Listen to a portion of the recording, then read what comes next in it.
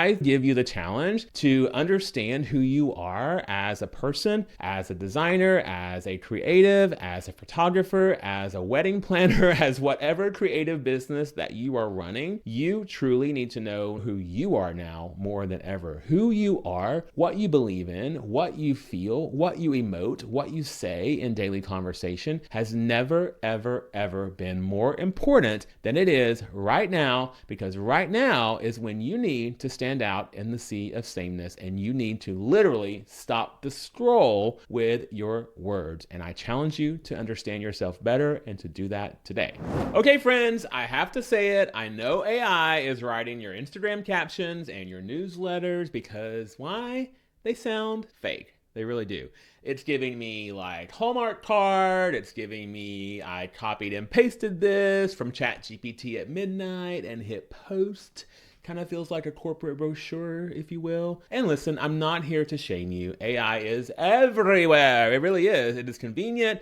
It is fast, but let me tell you, if your captions sound robotic, your audience can smell it a mile away. And that's why they're scrolling right past you instead of engaging in your content, because it sounds like everybody else. So today, we're going to talk about a lot of things around AI. First of all, why AI captions often miss the mark, and how to actually use AI so that it sounds like you, right?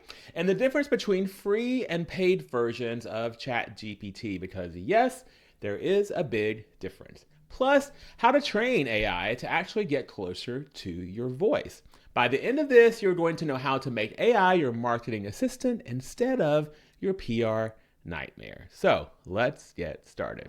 Why do your captions sound so fake when you copy and paste it straight from AI? Because AI on its own is designed to give you the safest, most common denominator responses, which means you're going to sound like everybody else on the planet. That's why you see captions like, in today's fast-paced world, it's important to embrace self-care, or emails that start with, we're so excited to share our latest offer. You know why that's there? Because AI has used that before and it's pulling from these other resources. It's not that AI is bad, it's that it's basic unless you make it otherwise. But your luxury clients do not want basic. They want magnetic. They want you. Now, let's clear something up because I get this question all the time.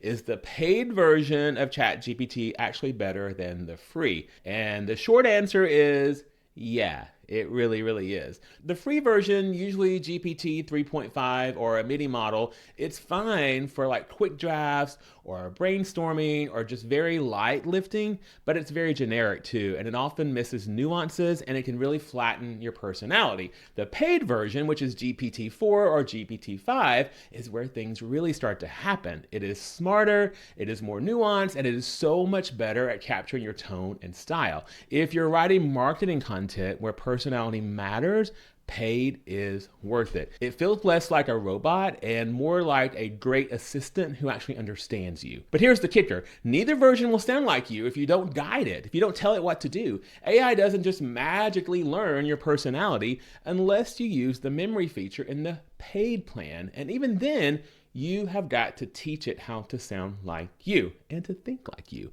which brings me to my next point. AI is kind of like an intern. It's really smart and really fast, but if you don't train your intern, what do you get? Messy result. Same thing with ChatGPT. If you just take the first thing it spits out and post it, it's going to sound generic every single time. The magic happens when you actually edit and you read it and you refine it and you give it feedback on how it performed. You give it things like make it sassier, use shorter sentences, this doesn't sound luxury enough, elevate the tone, friendlier voice. When you do that, it starts to adjust closer and closer to your voice. And the more feedback you give, the more useful the tool becomes every single time it gets better. So the difference isn't just free versus paid, it's things like, are you giving it direction? Because if you don't, it'll never, ever capture the brilliance that is inside of your head and the conversational tone that you have with real people. Okay, so how do you make AI work for you instead of against you? Here is the method that I use, and it's very simple, and I would love for you to implement it as well. Choose adjectives that sound like you. Bold, warm, sassy, polished, witty, approachable. Any adjectives that feel like you, put those in there. Personal inputs, feed it your stories, give it your quirks, your sayings. If you know that you spill coffee on Zoom calls, or that you maybe designed a whole living room around Dolly Parton, I don't know. That's your sparkle. That's your thing that sets you apart. Put that into it and let it know your personality. And what I call the cocktail test. Read what AI gives you and actually say to yourself, would this be something that I would say over cocktails with a friend? If it's no, rewrite it like a human being. AI will draft it, but you need to refine it. And that's how you get captions and the voice to sound like you. Luxury is not a price tag. It is a presence. When your captions sound fake, you lose presence. You sound like kind of background noise, and no one pays a premium for background noise. But when your captions sound like you, well, they are confident, they are aligned, and they are magnetic. That's when clients will stop scrolling and actually lean into what you're saying. That's when they think, oh, I know her, I trust her, I want to work with her. So don't let AI strip you of that. Use it to enhance your presence, not to erase it. And let me just tell you, I'm not bashing AI at all. I love AI. AI helps me every single day. But the difference is I'm using AI as that intern, as kind of my assistant. I'm not using it as a replacement of me. It is understanding me. And the other key is you really have to give it feedback. You really have to tell it, oh, that sounds dumb. That sounds stupid. I would never say that. And you have to stop and actually ask yourself if you would say those things, as I said, because if you don't say those things in person, or if you've never had those words come out of your mouth, you're going to sound very fake when it comes to putting those messages out into the world. I subscribe to a lot of your emails, and I'm on your newsletters, and I'm reading your posts in Instagram, and I can tell that you're trying very hard, and I know that you're busy, and I know that it is so easy just to go into an AI prompt and just ask it to write something for you. However, again, if it does not know you, if it does not understand your funny parts and your serious parts and your personality and how you feel about maybe bringing up politics, or maybe how you feel about bringing up religion, or whatever, anything that's sort of off the limit for you in conversation in real life, or anything that's on the table for conversation for you in real life, should be in your ChatGPT. You truly have to train it. You truly have to let it understand you. I am constantly going into my ChatGPT and saying, nope, that is not correct, or add this to your memory, remember this, don't forget that I told you this, and it will actually respond and tell you that. And of course, there's ways that you can make this easier. You can actually do the voice prompts right into ChatGPT, or a lot of the other AI models out there, and you can actually speak to it in a conversational voice. You can act as if it's another person. And then when you do that, I think that is also a great way to train it, because it is understanding what you are saying. And sometimes I feel that it actually responds to me in the same tone and in the same quirkiness. If I pause in a certain spot or in a certain way, it tends to do the same thing. And it almost becomes like a chameleon of myself. And I think that might be an easier way for some of you to start out by just dabbling into it, trying to let it understand your personality, speak to it with the voice prompts, and actually let it respond back to you, and then see if those are things that actually do replicate the way that you speak and the way that you think. And the beautiful part is, once you do set all this up and you do train it to sound like you, it typically remembers it every time. Now, I would never in a zillion trillion years just ask a ChatGPT or a Claude or a Perplexity or anything to write something for me and not read it, because it will not always sound like you. Sometimes it hits it right on the nose. Sometimes it is like way off base and it's pulling things out of the air that you would never ever say. And that's called hallucination. When it does that, it's actually hallucinating, so to speak. And it's saying things that really aren't even true. I was just reading an article this morning about travelers who were traveling to different countries and different places who have never been there, and they used AI to basically give them directions on where to go, on which mountains to climb, on which tours to take. And it turns out that some of the places that they were guided to were not even real. They weren't even real places. but they had planned a day of their tour or a day of their trip to take this tour, and none of the places were actually real. Like, how crazy is that? But we're so used to believing that what we are given is the truth. It's kind of that old saying, don't believe everything you hear. And it's true, don't believe everything that you read with AI, because AI is pulling from other sources, and it could be regurgitated content that someone else has said, or maybe someone was actually just being rude and wanted to see somebody mess up, and they started feeding these things out to the world and to ChatGPT and maybe on their website to kind of mess things up. I don't know how these things start, but the point is, read over it, check for validity, check for the facts, check to see that it's in your voice if you're writing something that you're putting out into the world, but don't just copy and paste, because it's going to sound exactly like something else that someone else has said, and no one wants to be that. The thing that I know is going to set all of us apart in the midst of all the AI that's hitting the world is being yourself. It is truly having a voice. It is sticking to that voice. It is not sounding so watered down that anyone could say it. It is being a bit bolder. It is being braver. It is saying things that maybe you wouldn't have said years ago, but you need to say now. And those things are going to be what sticks with people when they think of you. And when potential clients think of you, they're going to want to know that you have a perspective and that you have something different than everyone else as well. And it is your job to put that out there. It's one of the reasons that I changed the name of my podcast and my learning program to the McLean Method. Years ago, I would have told anyone starting a business, no, never put your name on it. That's just silly. You maybe want to sell it one day. You need a succession plan, blah, blah, blah. I don't agree with that anymore. I've changed my perspective, because now I do feel that if you have your name on a business or your name on a model or your name on a thought concept, you are showing everyone who subscribes to that, who listens to that, who becomes a potential client for you, that you are original and that you are not cookie cutter and that you are standing out in a world of AI responses.